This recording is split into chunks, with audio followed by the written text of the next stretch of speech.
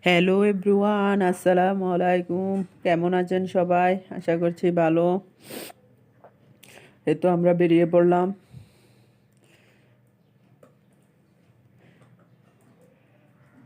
আমরা চলে যাচ্ছি বাড়িতে।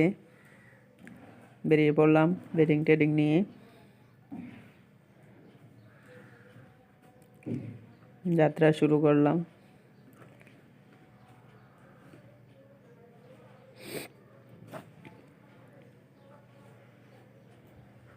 আমার বেবিদের নিয়ে চললাম বাড়িতে, আমার ছেলে মেয়েকে নিয়ে।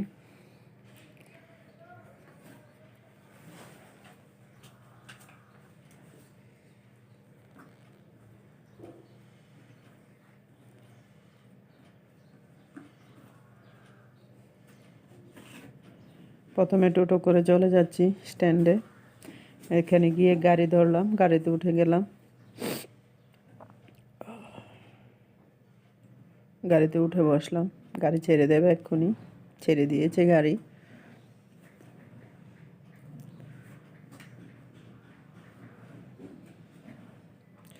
বাড়িতে যাওয়ার সময় মনটা খুবই আনন্দে ভরে যায় যখন বাড়িতে যাই।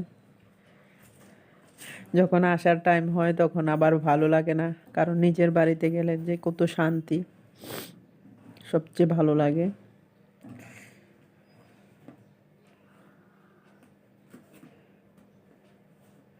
এই তো চলে আসলাম বাড়িতে। আমার ফুল গাছগুলি, বাড়িতে এসে দেখলাম ফুল গাছগুলিকে। একটা গোলাপ গাছ আছে, অনেক বড় হয়েছে গাছটা, কিন্তু যত্নের অভাব এখন। যে দেখি একটা মোরগ নিয়ে এসেছে, এটাকে আজকে রান্না করা হবে। আমরা যখন বাসায় যাব তখনই সে মোরগটা নিয়ে আসলো। এটাকে এখন রান্নার কাজে চলে আসলাম। মোরগটা রান্না করব।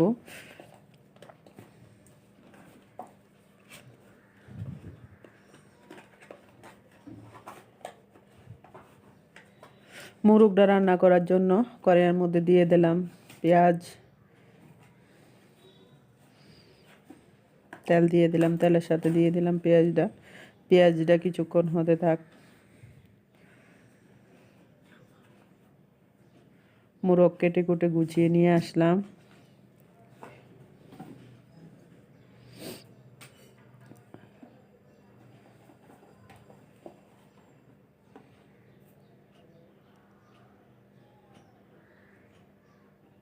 দেশি মোরগের মাংস খেতে খুবই স্বাদ। দেশি মোরগের মাংস, গরুর মাংস, হাঁসের মাংস খুবই টেস্টি রেসিপি। পোলট্রির মাংস ভালো লাগে, কিন্তু পোলট্রির মাংস দেখা যায় প্রথমেই স্বাদ, তারপরে আর এত টেস্ট লাগে না। কিন্তু দেশি মুরগের মাংসটা তোমার প্রথমও ভালো লাগে, পরে জাল দিয়ে নিলে আরও ভালো লাগে। ওজন মতো দিয়ে দিলাম পেঁয়াজ পেস্ট, রসুন পেস্ট, আদা পেস্ট।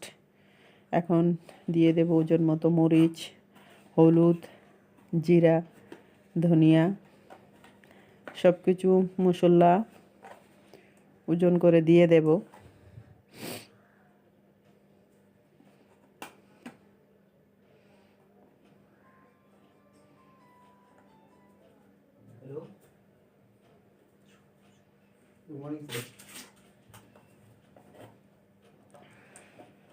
দিয়ে দেব স্বাদ মতো লবণ। সবগুলি মশলা দিয়ে এগুলিকে এখন মিক্সড করে নেব। এগুলি মিক্সড করে যতক্ষণ পর্যন্ত মশলার গন্ধটা চলে না যাবে ততক্ষণ এগুলিকে মিক্সড করে নেব। মিক্সড করা হয়ে গেলে এখন মাংসগুলি এগুলির সাথে মশলার উপর দিয়ে দেব, দিয়ে কষিয়ে নেব সুন্দর করে মাংসগুলিকে।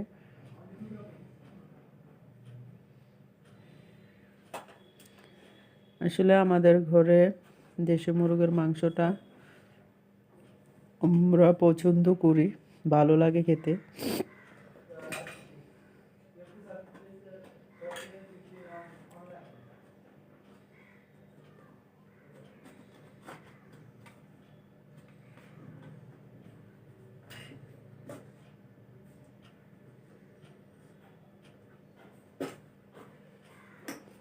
মাংসটা কিছুক্ষণ সিদ্ধ হওয়ার পর এগুলির সাথে দিয়ে দেব নতুন আলু। আলুগুলি কষিয়ে নিয়ে জন্য, কারণ আলুগুলি নতুন আলু।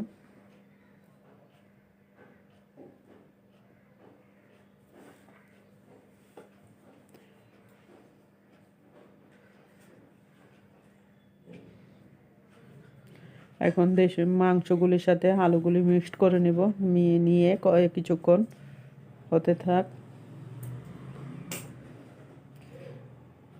মাংসটা হালকা সিদ্ধ হয়েছে, তার মাঝখানে আলুগুলো দিয়ে দিলাম। আলুগুলো দেওয়ার পরে দেখা গিয়েছে আলুগুলো সিদ্ধ হয়ে গেছে। এখন ধনিয়া পাতা দিয়ে এগুলিকে নামিয়ে নেব।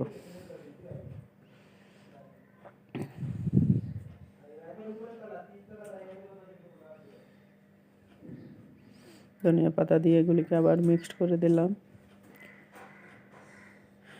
আজকে রেসিপি দেশি মুরগের মাংস বাসায় গিয়ে রান্না করলাম, আর সাথে আছে কইঢা ভাজা আর মাইলার শাক। আজকের মতো এখানে গুড বাই।